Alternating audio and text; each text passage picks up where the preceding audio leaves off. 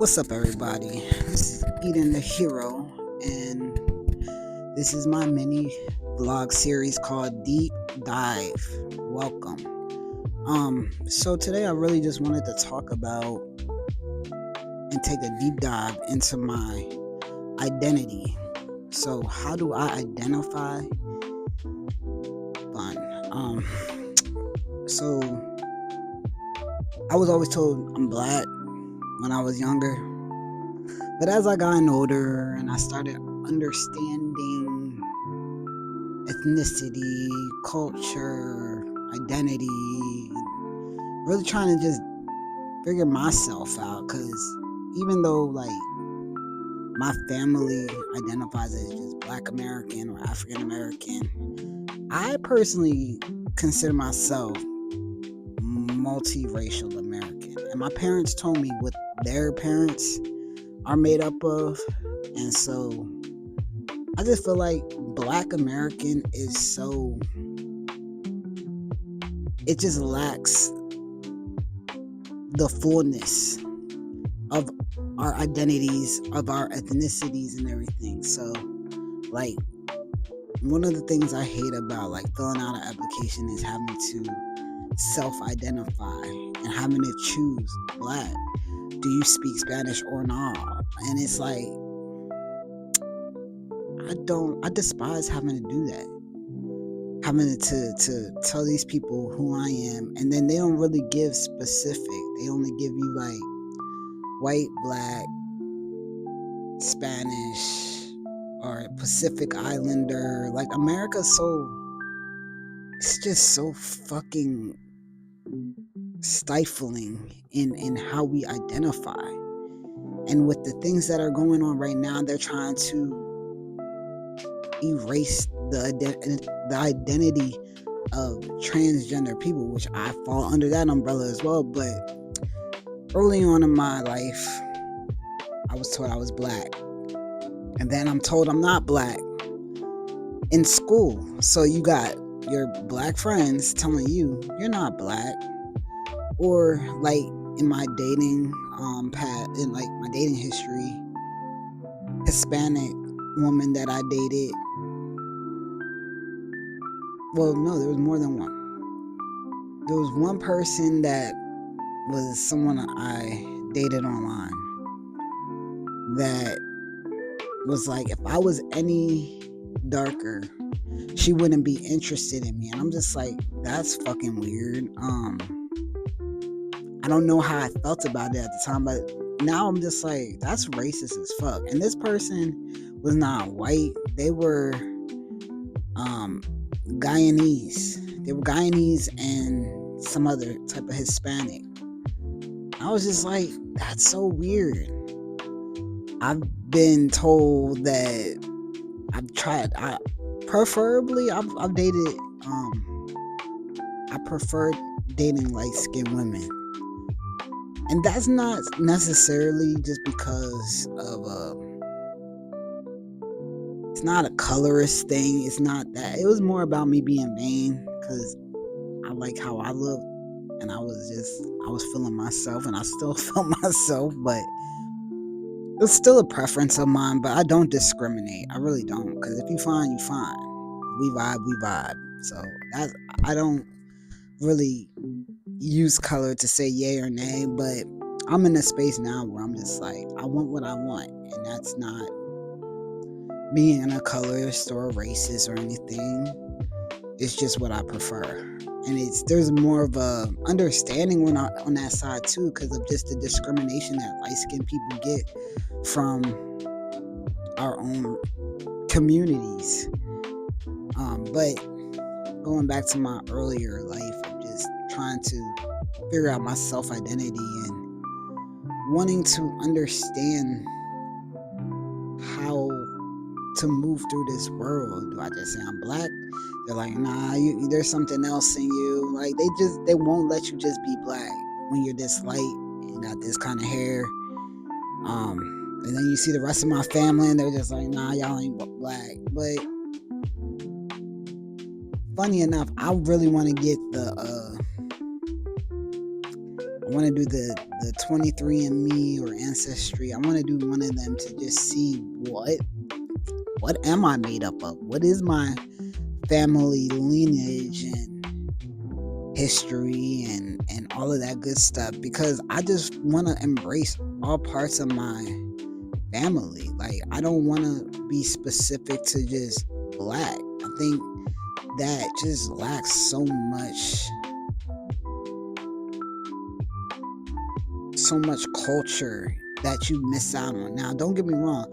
I've just had the epiphany from reading someone's statement online about black culture in America, black American culture, we'll say. And I'll say this: they made such a dope point of where it summed it up. So they said that black American culture has influenced everything. And when I sat and thought about it, I'm like, she's absolutely fucking right. I'm like, there's not one thing we haven't influenced. Hell, we influenced the Africans that be hating on us, but we influence them heavily. A lot of the way that they act and the way they are and the way they carry themselves, it's black American culture. The way these gay white men be talking, black American culture. There might be black gay men that have the little bit of sass and the reading and all of that. That's black women, African American women. That's their influence, and if they don't understand that, then they need to do their own history on that. But me specifically, I just want to be able to embrace it all and really just find connection in that, because I feel like there's such a disconnect for me being on the lighter side of the African American identity. I want to know everything about my family. I want, like, when our ancestors were taken from Africa and wherever else and brought over through the slave trade, it left a lot of question marks on us today of who we come from. So for me, like, I just want that connection. I asked my parents. My mom would like to do it. My dad said he's not really interested, which is weird to me because my grandfather is half German, which is his dad. So, and there's a lot of mystery on that side. There's a lot of mystery on my mom's side, from her own mom and her dad. And it sucks that I don't have that to connect to. I only know what I know, and it just sucks because it what's the word I'm looking for? It robs us. It robs us of our culture, of our pride, of what belongs to us rightfully.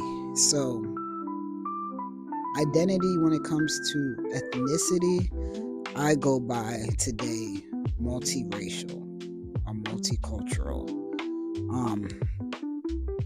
I'm made up of what I know: African American or African, German, and Native American, which is, my mom claims Cherokee. I know a lot of black people claim Cherokee, but for me, I'll take it for now until I really find out what I am made up of. On the other side of my identity, there is the transgender. I go by trans man. I don't just go by man, because I definitely don't want to say I know what it's like growing up as a boy or a man or a male, a black man at that. And I'm still feeling my way through that part of my identity, only because it's not easy, firstly, because you known to be this person or this identity, and then you're switching that identity to present yourself as who you truly feel like you are. Don't get me wrong, I've always been tomboyish, masculine energy. I just, now that I physically present as that, I'm connecting with that. I'm learning to connect with that, with little things of just grooming, of the way I carry myself, how I talk to women. That's a big thing. I don't think my community talks about that enough, of how us trans men transitioning from female to male, and how we have to watch how we talk to women, how we treat our women, how things are,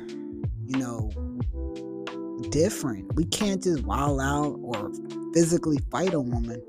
We have to check ourselves on how we talk to women, how we handle women, because we're going to get treated like guys. Now, in today's world of America, I don't know if that's how they'll treat us, because of how they're trying to erase our identity. But I mean, regardless, you wouldn't know unless someone's tells you if they're transition. Hell, there's men and women that get misidentified as transgender. And we've seen this in sports this past year, where one of the boxers, they thought she was transgender, but she was born female, and she identifies as her birth assigned gender. So it's something I'm still working to get to a point of, like, I feel extremely confident. I do feel a lot more confident than I was, and I feel like I have more to figure out, and I would never want to, like, bring someone in during this time of my life to make them feel like